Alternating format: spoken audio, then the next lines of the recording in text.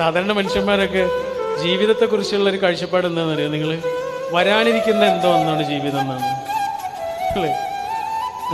നമ്മുടെ വീട്ടിലെ ഏറ്റവും നല്ല പാത്രങ്ങൾ നമ്മൾ ഉപയോഗിക്കുമോ? ഉപയോഗിക്കില്ല.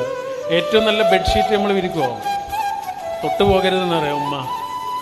ഏറ്റവും നല്ല ടേബിൾ ഷീറ്റ് പോലും വിരിച്ചിട്ടുണ്ടാവില്ല. എന്ത് ചോദിച്ചാലും ഉമ്മ എന്താ പറയുക? ആരോ വരാനുണ്ട് എന്ന് പറയാം. ആരും വരാനില്ലാന്ന്. നമ്മുടെ ജീവിതത്തിൽ ഏറ്റവും നല്ല അതിഥി നമ്മൾ തന്നെയാണ്.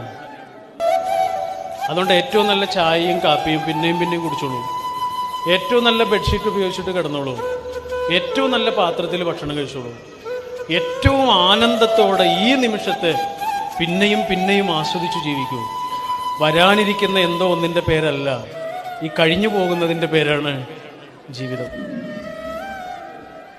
പക്ഷെ അധികം മനുഷ്യന്മാരെങ്ങനെയാണെന്ന് അറിയാം നിങ്ങൾ?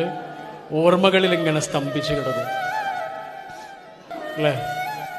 ഇന്നലകളിലും നാളെകളിലും അല്ല, ഇന്ന്.